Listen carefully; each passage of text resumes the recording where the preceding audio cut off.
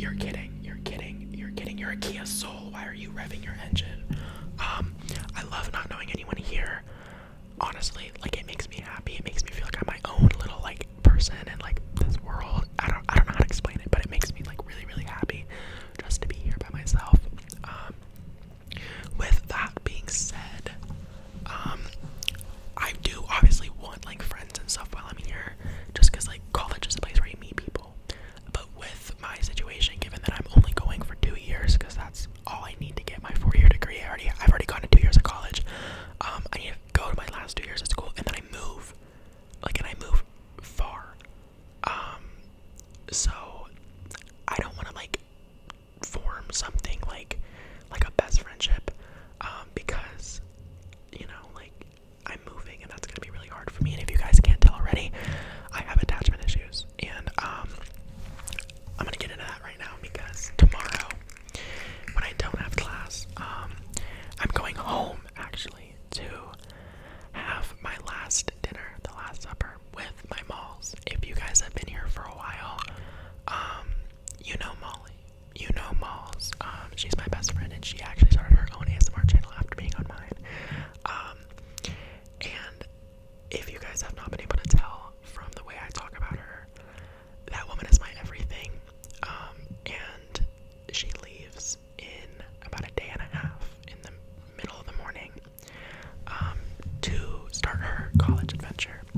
She's going across the country, and I'm here in my own, own space, hours away from home, but not too far. And she's going really far. So it's gonna be the last time I see her for a really long time. And I've already done this with a couple of my friends.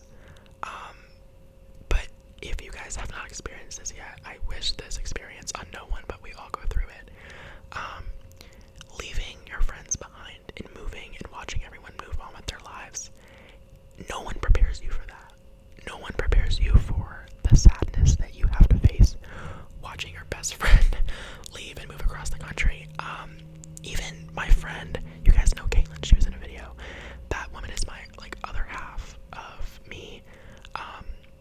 She is my biggest hater and my biggest supporter, and I love that woman till the day I die. She is about 4 hours away from me, and leaving her, and we actually don't see each other that often in person because we already lived far away. We try to see each other around once every couple months just because we talk on FaceTime all the time, but that was one of the hardest goodbyes I've ever had to do. And I'm not really much of an emotional person, but I did cry the whole way home. I did. No one prepares you for for leaving your friend.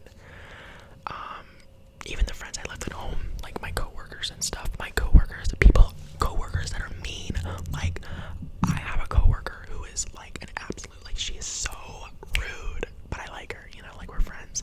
She's so rude, so, like, stone-faced, doesn't have emotions. She was bawling, and that's what gets me. Like, I was crying too.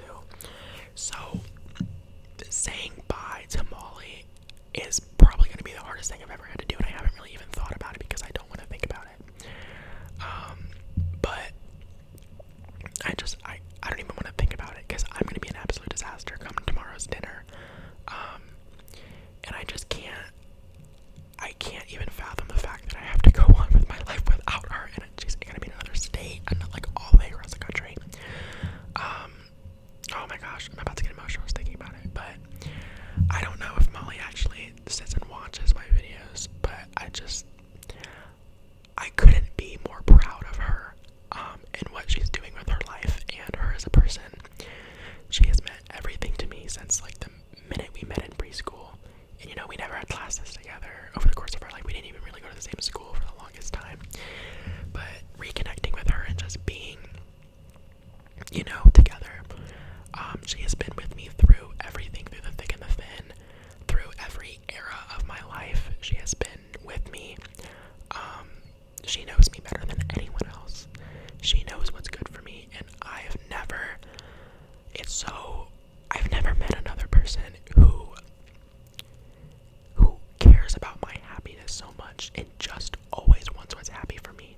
That woman would yell at me if I'm in a situation where I'm not being treated well or something like that. She would yell at me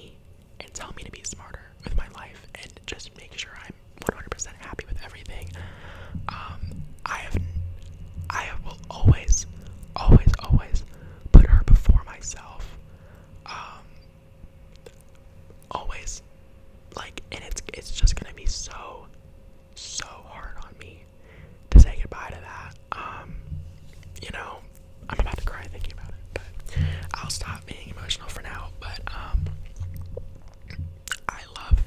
love her more than anything, and man, it's gonna be really really hard. But you know, when you guys say bye to your friends and all that, just make sure that they know that you will always be there and that you love them. Because I muted that. You never know the next time you're gonna see them. So, please make sure that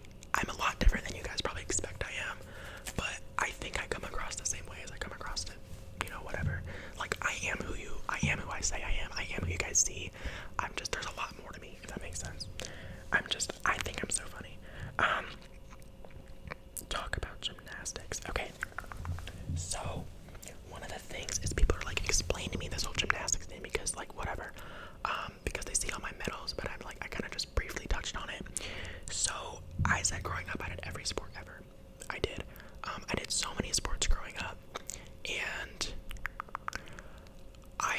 was in gymnastics classes when I was 1, and then I didn't actually take like the progressive gymnastics classes like seriously until I was like 4. Like I was in them, and then I quit because even at 4 years old I was doing like every other sport. You know, like as soon as I was able to like run, my parents were putting me in stuff.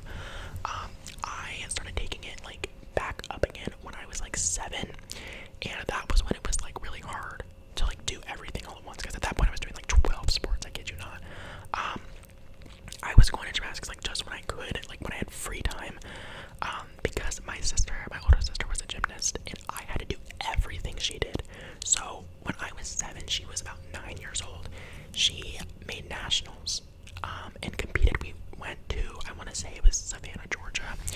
We like got in a plane and we went on a little vacation, and she got to train at a gym in Georgia and went to nationals, and my whole family was so proud of her. It was her first year on team. She was level 3. Everyone was so proud of her, and she got to do all this big crazy stuff, and I was like, I want to do that. I don't do this for football or baseball or anything. Like, I want to do this. So I told my mom, I was like, put me back in gymnastics, and she was like, okay, hello. So she did. So I took it seriously then. Within like 6 months of doing it, I made team, but I competed at a YMCA with just the girls' equipment. So this is where it gets interesting. They were like, you have to go to a boys' gym, or you have to compete on the girls' team. Like, we don't really have a choice. And at that point, I was still like really big into baseball and a couple other things. So I was like, I'm not going to a boys' gym. The closest one's like an hour away. Sign me up to do the women's events. I was like 7 years old. I was like, I just want to do it. I don't care. So I learned the women's floor routine. I got on a balance beam. I did the uneven bars, and guess what? From the time I was 7 years old to the time I was about 10 or 11, I ended up quitting every other sport and progressing through all the levels. At 10 years old, I was a level 9, and if you guys know, level 9s compete like D2, D3 in college.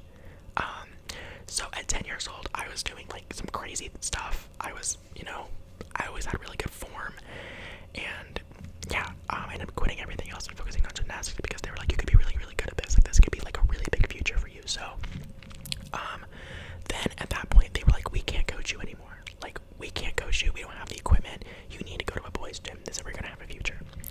Packed up my stuff, moved to the boys' gym an hour away. I did. I didn't do it. My parents did that drive to drop me off, to take me home, to pick me up, to bring me home 6 days a week for about 4 years. They drove about 4 hours a day, and I'll be forever grateful for them for that sacrifice, because that was a big sacrifice. I don't want to get in too much about the like club gymnastics days and all that, just because it was like, it wasn't a good experience for me, honestly. What I will say is that I talked about this in my Q&A too. Lots of injuries, poor coaching. I've had some pretty good results. I had qualified elite competing on floor 1 meet. My score was good enough for me to qualify elite, my like whole thing. So I never actually ended up competing under like an elite competition because I was injured right after that. And then ultimately I ended up quitting the sport before COVID, like right before COVID, like literally like the day that COVID happened. I ended up quitting because it was like my birthday. I remember this. Because my coach got suspended for abuse allegations by USA Gymnastics, and I am pretty sure he's in jail now. Honestly, don't quote me on that. I'm not sure, but it was a wild ride for me. So I ended up quitting, losing spots like at scholarships and all that, like spots on teams and whatever, because I quit and I was only 15. I had just turned 15. I took a really long break from the sport, realized I missed it, I loved it, I needed to go back, and I went back to the YMCA I originally started at, and that is where I was up until about a week ago when I moved. I competed for my high school. I went back and I did the women's events because I wanted to stay in shape. I regained almost all my old skills back on floor, which was my specialty, and I loved it. I got to compete as part of a team with a group of girls. That was the most amazing people in my life. I had the best coaches I've ever had in my entire life in a very good, safe environment, and it was a lot of fun for me. So did I take it seriously? The points were after a season where I was still ready to do it in college, up until I got hurt again. Yes, I took it very seriously, but I had a lot of fun doing it, so that was an experience I'll never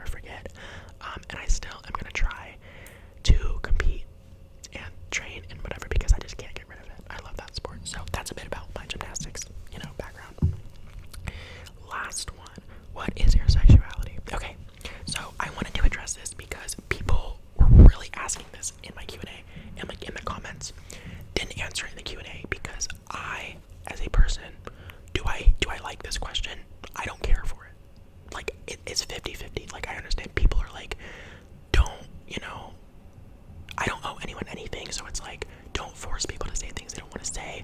I'm not a particularly big fan of asking other people to, like, oh, we want to know.